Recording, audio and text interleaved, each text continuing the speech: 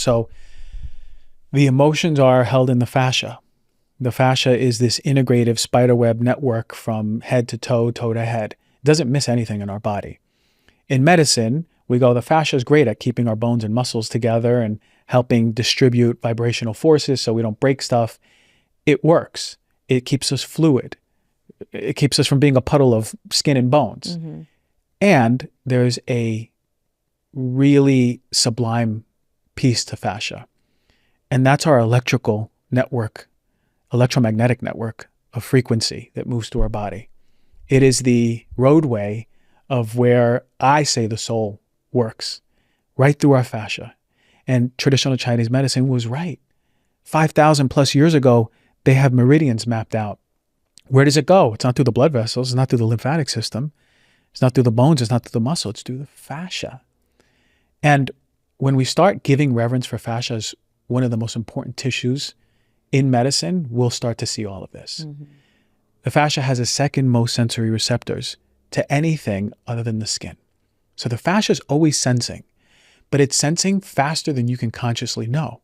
For example, if you and I are walking in the street and someone passes us and I smell a scent and my stomach gets really tense and protected, like someone's going to punch me in the stomach. Well, that scent may be connected to a bully from high school who punched me in the stomach, or a bully who I was afraid of and fear was being repressed or anger was being repressed, couldn't express it in my stomach. I may never realize that that scent was creating this somatic experience of the fascia tightening in my system. Or if I have somatic awareness, I might go, ooh, that scent triggered something in my belly because I feel my belly tightening. But regardless, the fascia is protecting you before you even know it. So anytime we go, oh, I don't, and this is how disconnected we are with our body. I don't know, my neck's just been in pain all day. Well, maybe you nicked your neck during tennis or working out, or maybe there was a mental emotional trigger that created the fascia from being liberated and contracting. But here's where the disease happens. The fascia is connected directly to the emotional centers in your brain. Parts of the limbic system are straight connected to the fascia. There's neurons that go right to it. That's important because there's an emotional component to how the body reacts. Like I just said, the scent.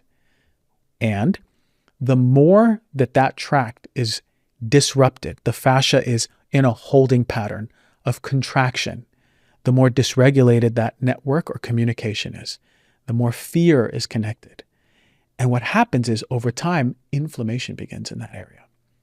Inflammation, dehydration, the cells become distorted. It becomes problematic because the holding pattern creates an inflammatory pattern. Well, inflammation is going to drive disease.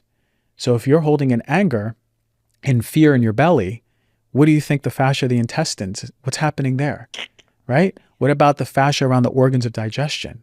And now you're presenting with IBS or SIBO or constipation. I don't know why. Well, a lot of it, if it's mental emotional, is right through the fascia of the gut. If it's around the whole body, then it manifests disease all over, from pain to physiological issues. And this is why the fascia is so important, because repressed emotions are the thing that's creating that holding pattern more than anything. Tattoos and injuries, yes, but those holding patterns are mostly coming from mental emotional repression. In hindsight, because you worked with so many breast cancer patients, and I feel there's such a deep emotional root in cancer as well. Among other things, it's very complex and multifaceted. But have you gone back and kind of assessed the profile of the women that you presented with breast cancer? And is there like some emotional patterns you saw? Yeah.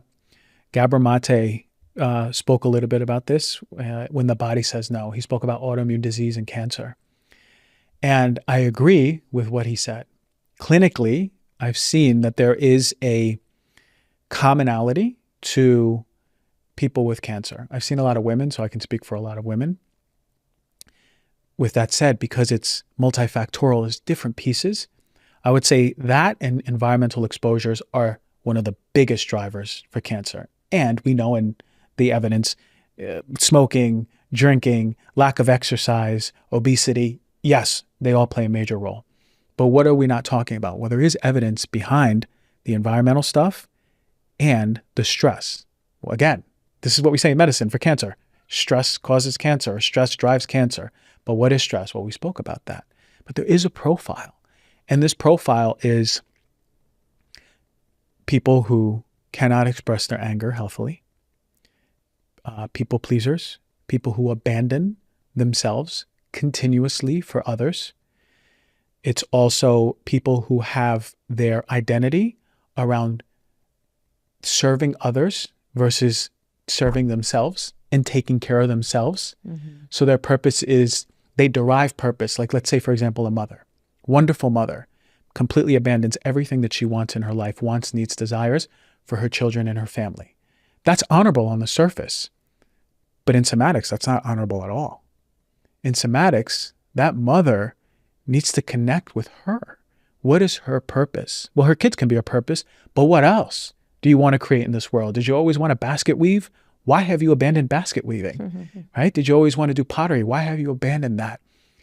The balance somatically is, in this archetype, the mother who's bringing in the things in her life that bring her personal joy, not abandoning herself for her family, but also showing up for her family, but not identifying with the role that this is what it means to be a mother.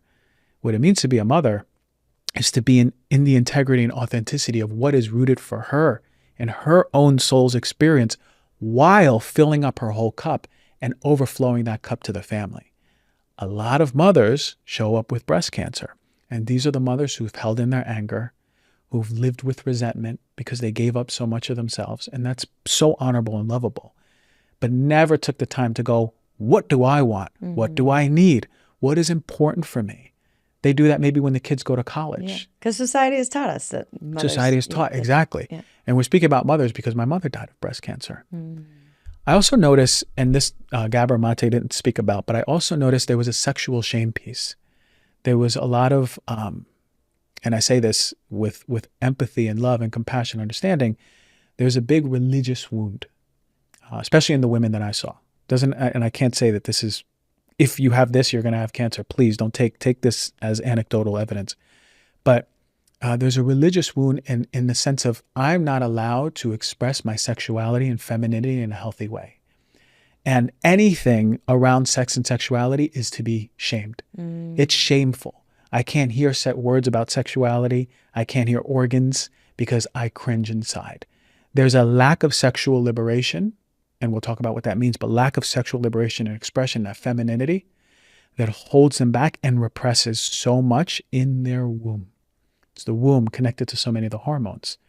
So look, I would say really the profile of cancer is the people-pleasing, the abandoning yourself, the disconnection for purpose. I'm scared to disappoint other people. That's a big energy around cancer for sure. Anger is a big one. But I think there's a shame piece that no one's investigating right now too.